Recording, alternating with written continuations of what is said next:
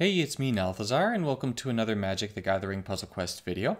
In today's video, I'm going to be going over the brand new red-green Arlinn that has entered Puzzle Quest. So, let's get into it.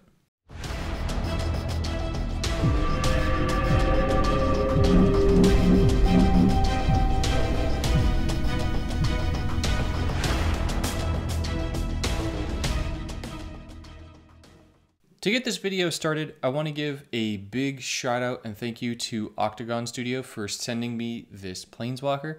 Thank you guys so much. I really appreciate it. Now, if you pick up Arlinn right now, you'll have to pick her up in the vault for roughly $30 US, depending on how it changes for your own form of currency.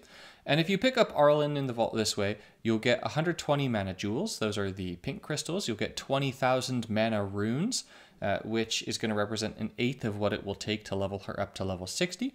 You're going to get 40 mana crystals, and then you're going to get a green booster pack, a red booster pack, and then a regular Midnight Hunt booster pack. If you're a VIP, you're going to get 40 additional mana jewels, and of course, you're going to get the new Planeswalker, Arlinn the Pack's Hope.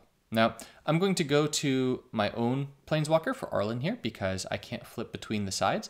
And if you did not know, Arlinn is a new flip Planeswalker. So in order to be able to toggle back and forth between the two Planeswalkers and view the two abilities and see the differences, or I should say potential differences, although there are none for this Planeswalker, in the mana bonuses, you actually have to go to the Planeswalker portrait for your character, right? So Arlinn the Pack's Hope is going to be the day side, and then Arlinn the Moon's Fury is going to be the night side. Now, I'm saying that this is day side and night side because this new Arlinn is based on the new day and night mechanic introduced in Innistrad Midnight Hunt.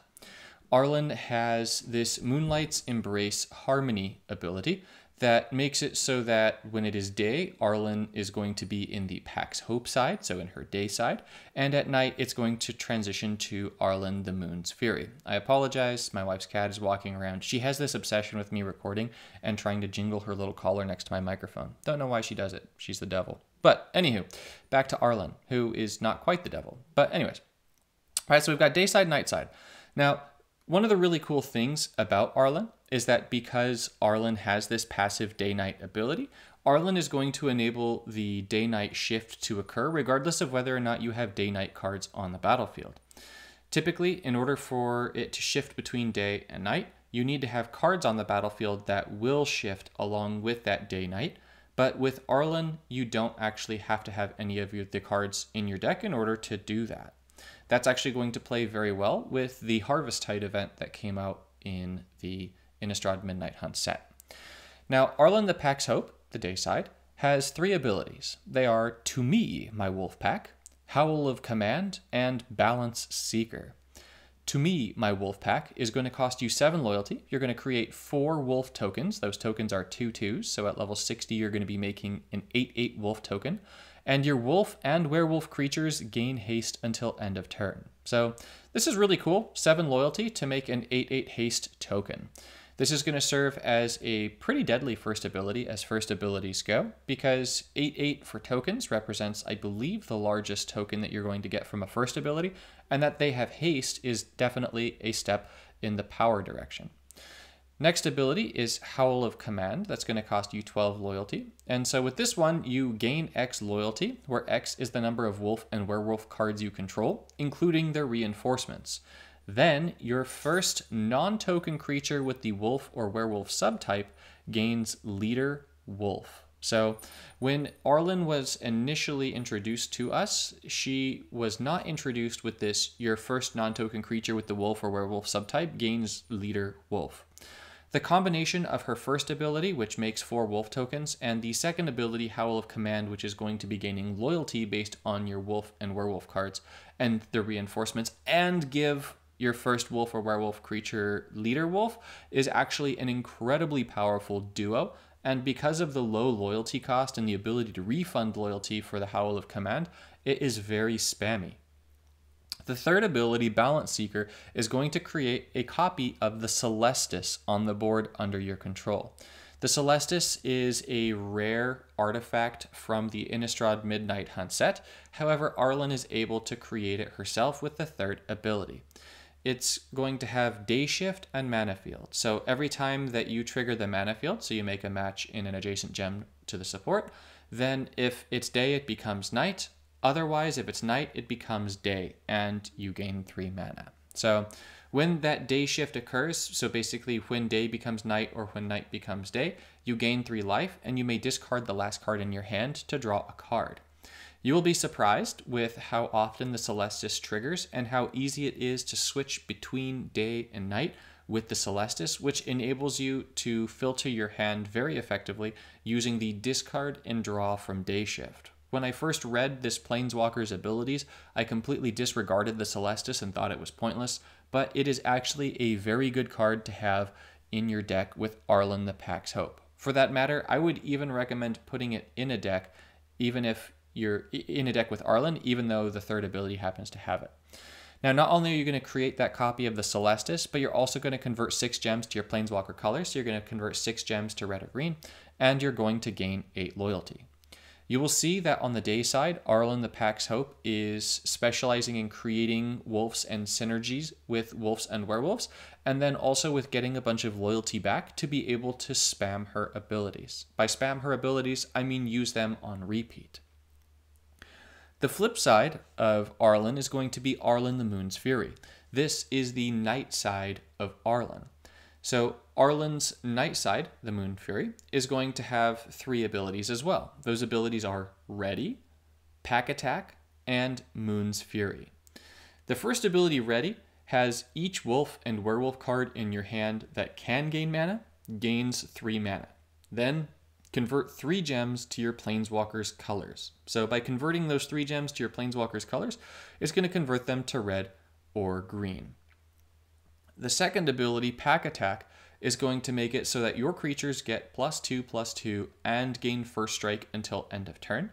Then you deal X damage to your opponent's Planeswalker, where X is the amount of loyalty you have. The really cool thing about Pack Attack is that let's say that you have 12 loyalty and you choose to activate the Pack Attack ability, which is going to cost you 12 loyalty. What's going to happen is the way that the abilities are going to trigger is that you're first going to get +2/+2 and first strike to all of your creatures. Then you're going to deal damage equal to your loyalty. Then you lose your loyalty. So if you have 12 loyalty at the time of activating Pack Attack, then you'll deal 12 damage to your opponent before the 12 loyalty is drained for the ability. If you have the full 30 loyalty that a Planeswalker can have, then you will do 30 directly to your opponent, and then it will drain 12, leaving you with 18. So you can actually use this second ability to do quite a bit of damage directly to your opponent, and it can serve as an extra win condition for you in your deck. And then finally, the third ability, Moon's Fury, is going to create the Moon's Fury token. That Moon's Fury token is a 5/5 red-green human werewolf. It is legendary, it has imminent death, so it's going to die at the end of your turn. It has haste, so it will be attacking the turn it comes out. And it has, when this creature enters the battlefield, it gets +X/+X until end of turn, where X is the sum of all of your other creature's power. Then, when this creature dies, if it is night, it becomes day. So, when this creature enters the battlefield, think of it as you take the summative power of all of your creatures on the battlefield, and it gains that as a power toughness boost, +5, right? So you can get quite a lot of power off of this token coming out. And then beyond that, it also has, the token comes out, it buffs itself, and then it gains Berserker, Trample, and Double Strike until end of turn. And then finally, your wolf and werewolf creatures gain Prevent Damage until end of turn. So if you have any effects that you would use, like a fight effect, it will make it so that your wolves don't actually take damage for fighting. If you're using berserker creatures, then those berserker creatures will not actually take damage for swinging in and hitting your opponent's creatures. And then beyond that, you'll notice that this third ability, Moon's Fury, when the Moon's Fury token dies, if it's nighttime, it's going to shift it back to day. And you're only going to be able to activate this ability if it is night. So You're going to activate the ability, you're going to get the token, it's going to shift it to day, and then you're going to be able to start using Arlinn the Pack's Hope's abilities. And then beyond that, you'll notice that Arlinn the Pack's Hope's third ability, by making the Celestis, is also going to enable that day-night shift. So both sides of this Planeswalker are going to enable you to shift between day and night. Deck building around Arlinn the Pack's Hope was actually a little bit more tricky for me than I initially imagined based on how powerful her abilities look. And so the first thing that sort of hung me up was that in a lot of the decks that I was trying in the early going, I was trying to use a lot of colored gem conversion to try and capitalize on her +5 mana gains to both green and red. This deck here, you'll see, was one of my earlier creations, and this one is capitalizing on the mana gain to red. And I found that with these gem converters, I wasn't able to get as much loyalty as I wanted in order to be able to reliably use her abilities. So then I decided to try and make another version of the deck, this time running the loyalty converters, and it worked like a dream, both for, you'll see, this deck that includes mythics, and then also for the deck that you'll see in the video showcasing the Pauper build. So I wound up running for both builds the Biblioplex, which converts 3 gems to loyalty, Access Tunnel, which only costs 6 mana and converts 2 gems to loyalty, and then the Crawling Barrens, which is an 8 mana to convert 2 gems to loyalty. But by having the potential to convert 7 gems to loyalty every single turn, I found that I was able to absolutely spam off Arlinn's abilities. And Arlinn's abilities are very strong. The great thing about Arlinn is really the general strength of her abilities, and so you do want to be able to try and capitalize off of them. Now, beyond just the gem conversion, you want to make sure that you're running pretty heavy removal when you're playing with this Planeswalker, because she doesn't actively have any removal in her kit. And so I personally like using Binding the Old Gods and the Great Aurora. Fortunately for you, there are a lot of really great options in green right now that serve as removal, and so you could run things like the Mortality Spear, which is a common, instead of running one of these. Part of what I really like about Binding the Old Gods is that it's also going to be able to fetch a land and put it directly onto the battlefield. And since this deck here doesn't have anything that's converting gems to my Planeswalker's colors, I need more ways of trying to cheat things onto the battlefield, which also happens to be why I'm personally running the Prismatic Bridge in this deck. I would definitely suggest that you throw the Prismatic Bridge in an Arlinn deck. Now, as you can imagine from Arlinn's Howl of Command ability, where the first non-token creature with wolf or werewolf gains Leader Wolf, you're probably going to want to run some kind of wolf or werewolf in your deck. Interestingly, you don't actually have to be running wolves and werewolves in your deck for Arlinn to be effective, but I would definitely suggest that you include some wolves or werewolves in your deck. I'm going to show you guys some of my favorites, and this is going to be both in the common and uncommon range, the common, uncommon, rare, and mythic range, so that you can decide which of these you would want to put in your own deck. One of the first of those is Tovolar's Huntmaster. This one is a 6/6 and it puts 2 wolf tokens onto the battlefield. So this is going to synergize really nicely with the Leader Wolf, because if, let's say, you have Tovolar down and then you make Tovolar a leader, then it's every time you cast or a Tovolar enters play, even with the Prismatic Bridge, you're actually going to be getting 3 Tovolars, because both the day side and the night side are going to make 2 wolf tokens. And then the night side for Tovolar makes it so that at the beginning of combat on your turn, you may have your first other creature with the wolf or werewolf subtype fight the first opposing creature. So it can serve as pseudo removal as well. But when you're getting 21 power for 11 mana, as this thing reinforces 3 times, it becomes very scary and very strong. My next favorite wolf player is the Primal Adversary.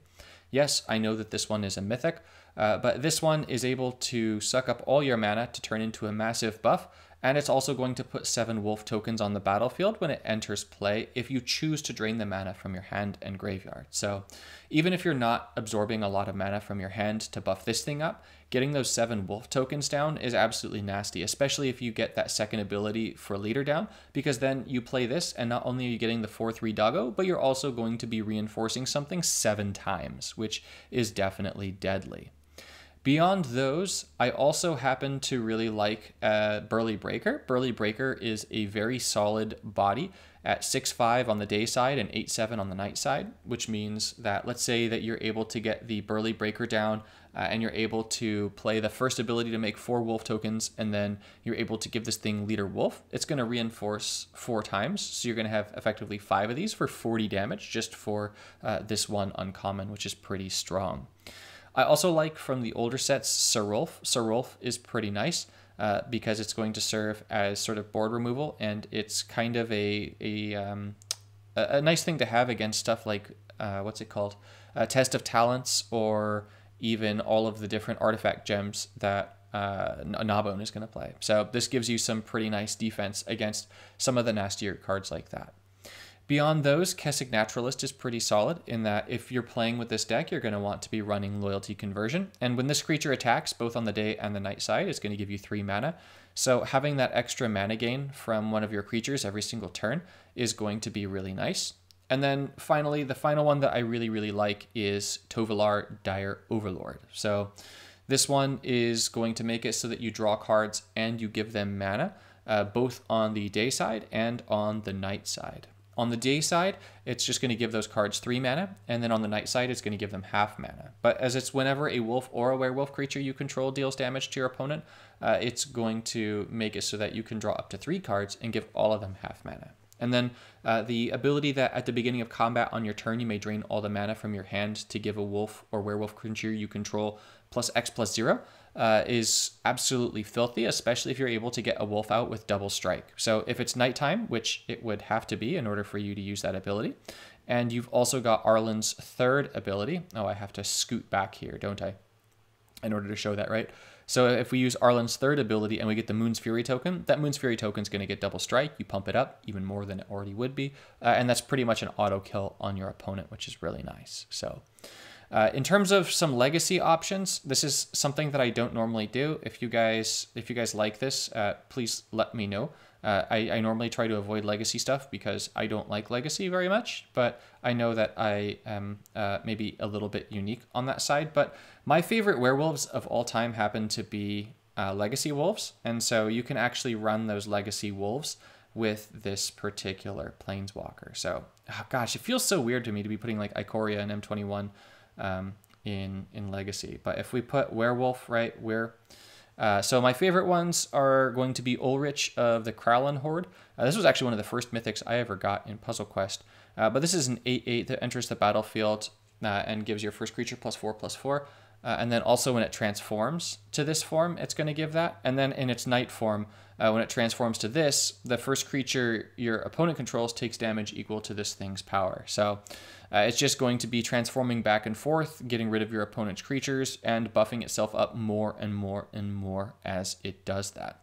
And with the patch for Innistrad Midnight Hunt, it makes it so that if you cast multiple copies of Ulrich, it doesn't matter if it's on either of its transform sides, it'll just reinforce itself, which is a huge buff because it means that you can run more than just Ulrich and one other transforming creature. So the other transforming creature that I really like is the Gyre Reach Bandit, because it's 12 mana for a 6/5 with haste.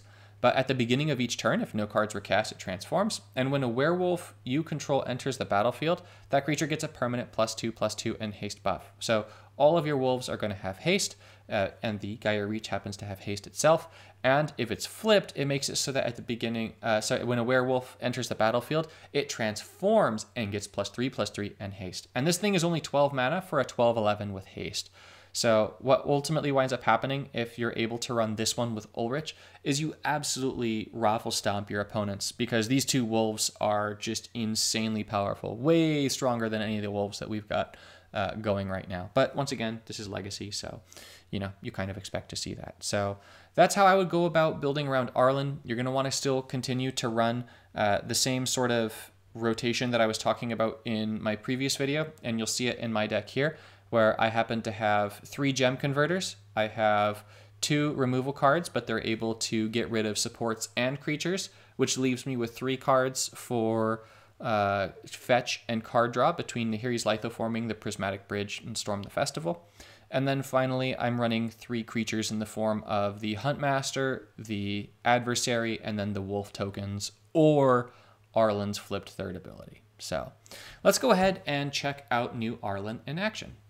So this first match actually wound up being kind of scary because my opponent here is Karn, as you can see. And this Karn deck was actually running an incredibly nasty deck. And as you'll see, this is actually me running my Pauper deck. So I get pretty lucky with my starting match. I'm able to get out the Biblioplex and I'm able to get out my Wolf that's going to give me mana.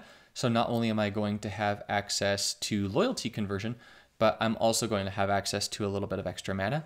But you'll see that after that first really nice match, there is nothing on the battlefield here for me to be able to get any kind of decent mana going.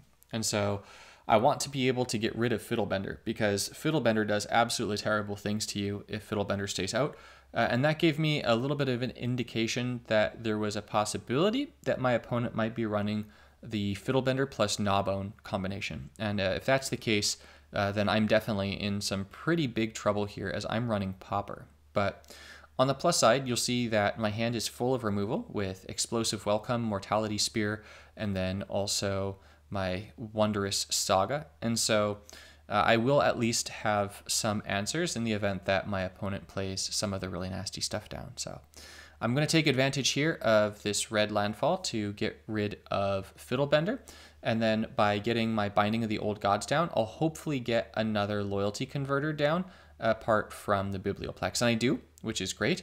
But on the downside, my opponent gets a Gnawbone down, which is exactly what I was afraid of seeing. So here I'm trying to look at what I have, and I'm not seeing necessarily a way to be able to get rid of the Gnawbone. And then I wind up getting a really lucky Cascade. So the Mortality Spear is going to get rid of Gnawbone, but unfortunately I have to use the Explosive Welcome here.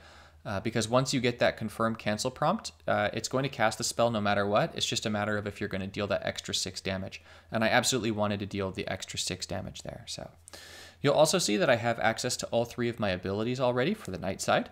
And so while I could go ahead and use my third ability to get the Moon's Fury token, that Moon's Fury token would come out with 5 power and would buff 5 more power.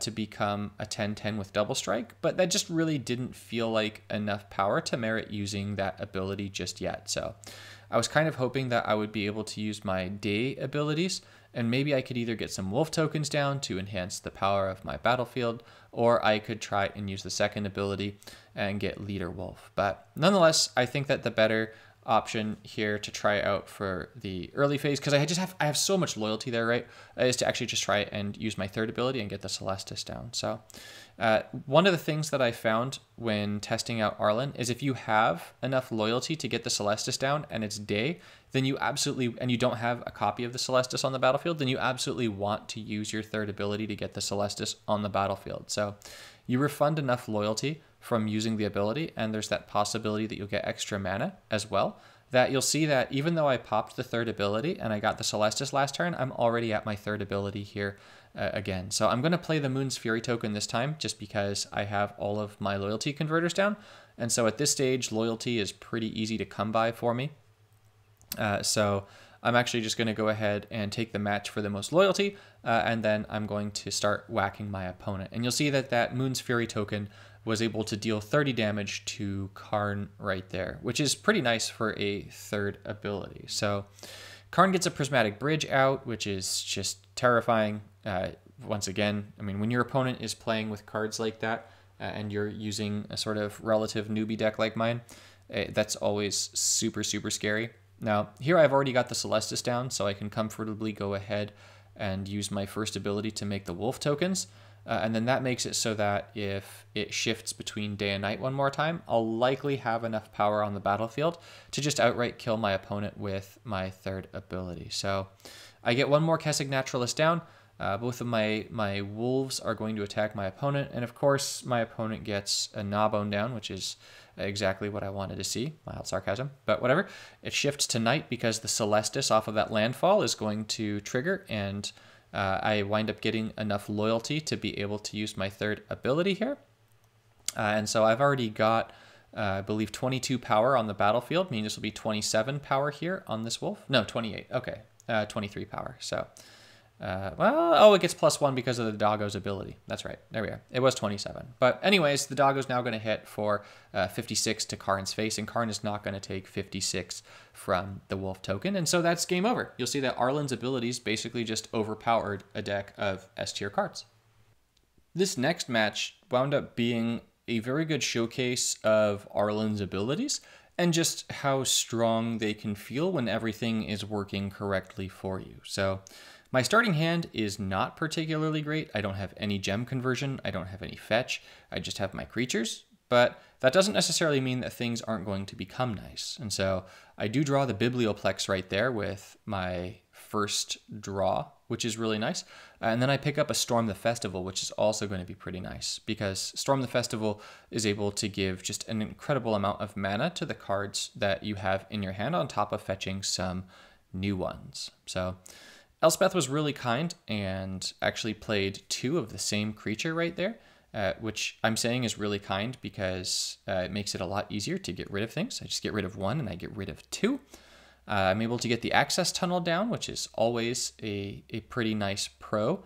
And then I'm going to be able to get my my primal adversary down. I think of all the adversaries as tainted adversary. I'm able to get the primal adversary down, and as you'll see, I'm going to get the 7 wolf tokens.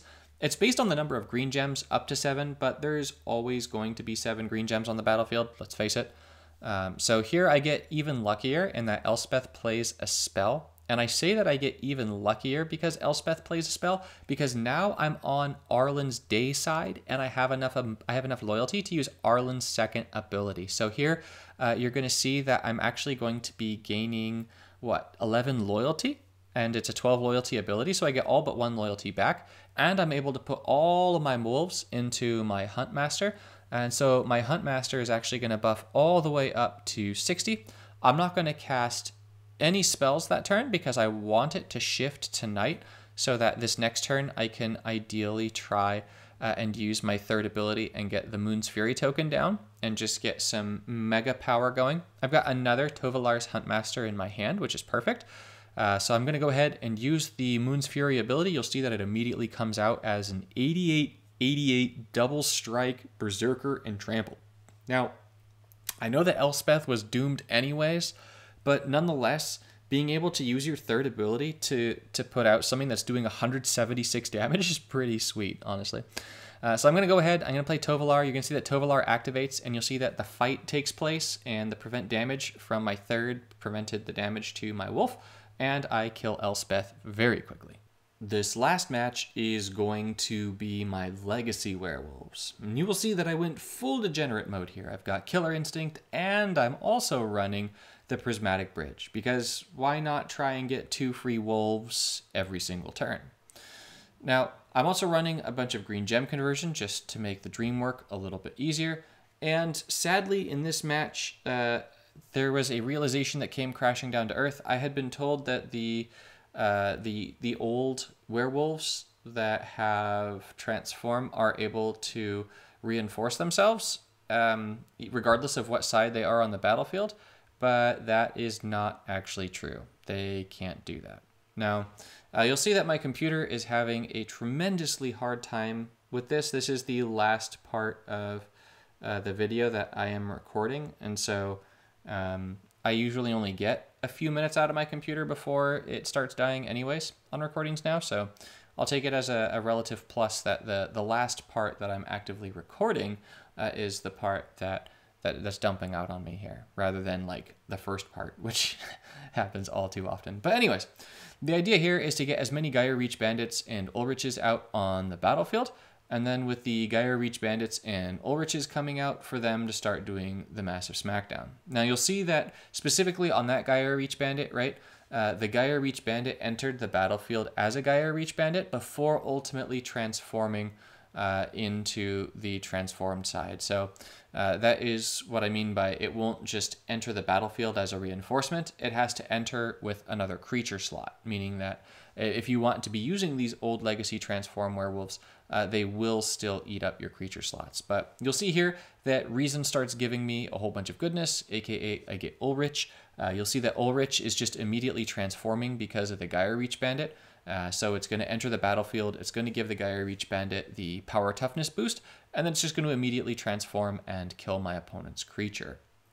And then with all of that going on, I've got an Apex of Power, which is perfect because it's going to fully charge up my Nissa's Renewal, which is going to let me get my Prismatic Bridge down. And so that means that on this next turn, I will have both Killer Instinct and the Prismatic Bridge to get goodies down. And then I'll be able to ideally use my third ability on the night side and then just kill my opponent. So you'll see that Ulrich transforms again, kills another creature. And then here's where the sad times thing happens. I have to sacrifice my wolves to get another copy of Ulrich down, but honestly, that's okay. Ulrich comes in, I get another copy of Gaia Reach, it's going to reinforce. So here I can go ahead and use my Moon's Fury token. So my third ability, which is absolutely what I'm going to be doing here. I'm going to try and make it so that Reason happens to see if I'm able to get more wolves. Just as I was actively playing this was, I think, my first, maybe my second match with this deck. I didn't realize in the early going that the Ulriches and the Gaia Reach Bandits were taking up extra creature slots. So I was actively trying to continue to match the activated gems from Reason to get more creatures down. But once I realized that I couldn't actually get any more Ulriches or Gaia Reach Bandits down, so here's where I realized it right here. So I have to replace one of my critters, and I definitely don't want to replace one of them. So here's where I'm just going to stop the loop as it lets me, because there's no point in continuing the loop if I can't continue to get my transformed creatures down. But nonetheless, I got to achieve what I wanted. I got to play my old wolves, and they absolutely laid the smackdown on Nahiri. I could have easily gotten many more Ulriches this turn, but I just wanted to go ahead and use the third ability from Arlinn. So I canceled down the Apex of Power. I'm actually going to go ahead and lock down the rest of my hand, and then I'm going to swing into Nahiri, and that's it for the gameplay. Let's get to the conclusion. In conclusion, I think that Arlinn has a lot of flavor and a lot of spice, especially in conjunction with this set, and then the upcoming Innistrad set that's coming out in a few weeks in Paper Magic. I think that we'll get a number of other cards that will probably play fairly well in this Planeswalker's kit. I think that this Planeswalker is an excellent choice for use on the Transform and Day and Night node in the Harvest Tide. So this Planeswalker definitely has a place in the new event and is one of the better Planeswalkers that you'll be able to choose for that new event because of her passive ability, enabling her to shift between a day side and a night side, and those shifts actually counting as day-night shifts for the objective to make it shift between day and night 5 times. Arlinn's kit on the whole wound up feeling a little bit odd and very clunky to me, just because the Dayside, I think, could very well be an S-tier Planeswalker. Because between, to me, my Wolfpack and Howl of Command, you could do some absolutely wicked things with your wolves. And so as long as there are wolves in the standard, you could wind up playing just a ton of wolf tokens and then just Howl of Command them all onto one creature to just give it an absolutely massive buff. And because of the loyalty that you're getting back from the second and third ability, you could really just go ahead and spam your abilities and feel like you're doing a lot of really cool stuff. But the thing that I wound up running into as a sort of pseudo wall here is that if I ever wanted to try and build a deck around this set of abilities, it felt clunky because the side that you're going to be on most of the time is actually going to be the night side. So Arlinn the Moon's Fury is actually going to be the side that's going to be out probably most of the time, because in order for the game to shift from day to night, you need 0 cards to be cast. And there's definitely going to be turns where you or Greg don't cast anything. But in order to shift back from night to day, one of you guys needs to cast 2 cards. And that is a little bit more tricky. Now, I know Greg sometimes gets some absolutely massive cascades, and that will shift it back for you, which is really nice. But therein actually lies the other thing that makes this a little bit clunky. And that's that Greg or your opponent in a PvP match is able to shift the board from day to night by either casting 2 spells or casting nothing based on whatever phase it is. And so because of that, it makes it a lot more difficult for you to plan out what it is you want to do and to get a lot of consistency out of this Planeswalker. With that said, if you simply go with a loyalty gem converter route for this Planeswalker, both sides happen to have very powerful abilities. If you don't wind up being able to get out a bunch of wolf tokens and then give them the Howl of Command, that's really not going to be a big deal because you're going to be killing your opponent with the Moon's Fury token. That Moon's Fury token is crazy strong. If you don't quite have enough loyalty for the Moon's Fury ability, or you have enough loyalty to just take your opponent down by using Pack Attack, then by all means you can just go ahead and use Pack Attack to take your opponent down. If you're on this first side and you have enough loyalty to use Balance Seeker, then you might as well just get that copy of the Celestis down, and between the gems converted and the loyalty, you're going to have a much easier time shifting between day and night, and by having that easier time of shifting between day and night, you're going to ultimately get a lot more consistency out of the Planeswalker. So, with all of that in mind, I think that Arlinn is probably somewhere around the B tier. Her abilities are very, very strong. The issue with them is just that you can't control which side the Planeswalker is going to be on, and so you sort of have to be able to go with the flow and go with where the game is letting you play your abilities. So, as to whether or not I think Arlinn is worth picking up, if you struggled in any way on the Harvest Tide ability for the node where you have the Transform and the Day-Night shifts, then I think that Arlinn is going to be a very good pickup for you because she's very good for that node. However, outside of that node, I think that this is more going to be a Planeswalker that you would use to play with the new wolves and have some fun with, especially if you really like wolves and werewolves. I think you'll have a lot of fun with this Planeswalker, but it's not going to be like the top tier meta walker that you're going to absolutely have to get your hands on, like Wrenn and 7 as an example. So that's it from me for this one. I hope you guys enjoyed. Thank you so much for watching, and I'll see you in the next one.